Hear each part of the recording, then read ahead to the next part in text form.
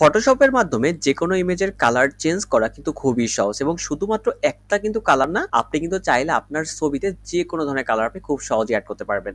তো চলুন দেখে নিই যে আপনি এটা কিভাবে করবেন। সো দেখুন, এই কালারটা এড করার জন্য ফার্স্ট অফ অল আপনি কি করবেন, আপনার ছবিটাকে আপনি ফটোশপে অন করে ফেলবেন। তো ফটোশপে অন করার পর আপনি কি করবেন, কন্ট্রোল জে প্রেস করে ডুপ্লিকেট করবেন। দেন আপনি কুইক সিলেকশন টুল বা ল্যাসো টুল বা আপনি চাইলে এখানে অবজেক্ট সিলেকশন টুল দিয়ে ব্যাকগ্রাউন্ড রিমুভ করতে পারেন, অথবা আপনি কি করতে পারেন, জাস্ট এই রিমুভ ব্যাকগ্রাউন্ড প্রেস করে দেখবেন এটা ব্যাকগ্রাউন্ড রিমুভ হয়ে যাবে। তো যখন আপনার ব্যাকগ্রাউন্ডটা রিমুভ হয়ে যাবে তখন আপনি কি করবেন, এই লেয়ারে গিয়ে লেয়ারের জাস্ট এইখানটাতে আপনি হিউ এবং স্যাচুরেশন প্রেস করবেন। দেন এখানে হ্যান্ড টুলটা নেবেন এন্ড এইখানে যে কোনটা কালারের উপর পিক করবেন। পিক করে দেন আপনি কি করবেন, এটাকে মাস্কিং করে ফেলবেন। এবার আপনি দেখুন এখান থেকে কালার যে কোনো ভাবে পরিবর্তন করেন, অটোমেটিক কালার পরিবর্তন হয়ে যাবে। কিন্তু দেখুন এখানে একটা প্রবলেম আসতেছে, সেটা হলো কি, আমাদের শাড়ির কালারের সাথে কিন্তু আমাদের ফেজের কালারটাও চেঞ্জ হচ্ছে, তাই না? তো ধরুন আপনি এইখান থেকে এরকম একটু রাখুন, রাখার পরে আপনি কি করবেন, এই লেয়ারে যাবেন, লেয়ারে গিয়ে এবার আপনি এখান থেকে ব্রাশ টুলটা সিলেক্ট করবেন এন্ড ফরগ্রাউন্ড কালারটা ব্ল্যাক রেখে আপনি কি করবেন, জাস্ট ফেজের উপর দিয়ে বা যেখানে আপনার প্রবলেম মনে হবে সেইখানে ড্রাগ করে ফেলবেন। ড্রাগ করে এইবার আপনি দেখুন এখান থেকে যে কোনো কালার চেঞ্জ করেন, এইবার আপনার কিন্তু ফেসে কোনো পরিবর্তন আসতেছে না। এবং দেখুন এটা কিন্তু খুব সহজে আপনি কিন্তু যে কোনো ভাবে এখানে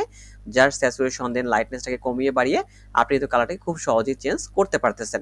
সো এইভাবে করে কিন্তু আপনি চাইলে ফটোশপের মাধ্যমে যে কোনো কালার চেঞ্জ করতে পারেন। তো আজকের জন্য এতটুকুই, দেখা হচ্ছে সম্পূর্ণ নতুন কোনো ভিডিওতে। এরকম আরো অনেক গুরুত্বপূর্ণ ভিডিওর জন্য সাথেই থাকুন সবসময়।